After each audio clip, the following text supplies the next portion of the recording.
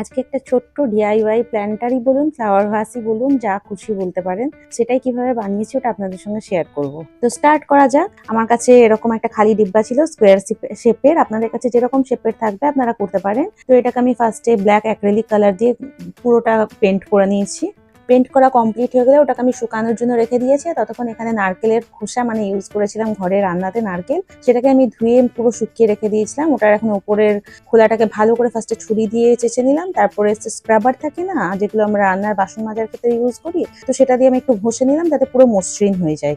তারপর ওটাকে পিটিয়ে পিটিয়ে ভেঙে নিয়েছি। যা শেপ এসছে নিজে থেকে এসছে, আমি কোনো শেপ বানাইনি বা বানাতে পারা সম্ভবও নয়। তারপর এটাকে পাজল গেম যেমন আমরা সলভ করি ওরকম ভাবে স্টিক করে নিলাম একটার পর একটা। এটা করতে একটু টাইম লেগেছিল, যেহেতু একটা জায়গা শুকাবে তারপর আবার আর একটা জায়গাতে চিপকাবো। তো যেরকম আমার সাইজ যেখানে যেটা মনে হচ্ছে দেখে আমি বেছে নিয়ে সেরকম করে লাগিয়ে নিয়েছি। গোটাটা লাগানো হয়ে গেলে এটা আপনারা এমনি রও রাখতে পারেন, বিভিন্ন কালার মাল্টি কালার করে কালারও করে দিতে পারেন। আমার এই নারকেলের খোলার বেস কালারটাই রাখার ছিল, আমি থিমটা ওয়াইজ এরকমই করছিলাম, যেহেতু সুতি দড়ি দিয়ে কাজটাও করবো এর সঙ্গে মানাবে, ওর জন্য আমি এটাকে খালি ছেড়ে দিয়েছিলাম। আপনারা চাইলে পেন্ট করে নিতে পারেন।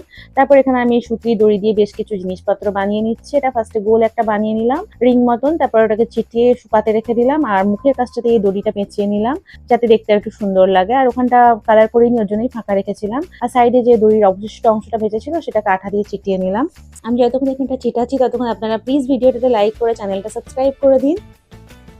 আচ্ছা, এরপরে আমি বেশ কয়েকটা দড়ি একসঙ্গে নিয়ে নিয়েছিলাম, 6-7টা মতো, দিয়ে ওটা দিয়ে একটা বো বানিয়ে নিয়েছিলাম। আর বইয়ের মাঝখানে যে গোল রিংটা বানিয়ে আগে রেখেছিলাম ওটাকে চিপকে নিলাম, দেখতে আর একটু সুন্দর লাগবে। তলার দিকে যে দড়িগুলো বেরিয়ে এক্সট্রা ছিল, অসমান হয়েছিল, ওটাকে সমান করে সুন্দর করে কেটে নিলাম। এই যেখানে বোটা তৈরি হয়ে গেছে। এবার এই বোটাকে আমি সেই যেখানে গিট মেরেছিলাম, গিটটা দেখা যাচ্ছিল, খারাপ লাগছিল, তো ওখানটাতেই চিটিয়ে নিলাম। এইসব জিনিসপত্র আমরা ফেলে দিই, সেই ওয়েস্টের জিনিসপত্র দিয়ে একটা সুন্দর প্ল্যান্টার বলতে পারেন। এটাতে পেন, পেন্সিল, তুলি, ব্রাশ, মেকআপের জিনিসপত্র যা খুশি রাখতে পারেন। তো আমাকে কমেন্ট বক্সে অবশ্যই জানাবেন কেমন লাগলো ভিডিওটা। আর যদি ভালো লেগে থাকে লাইক করবেন, চ্যানেলটা প্লিজ সাবস্ক্রাইব করে দেবেন। Till then take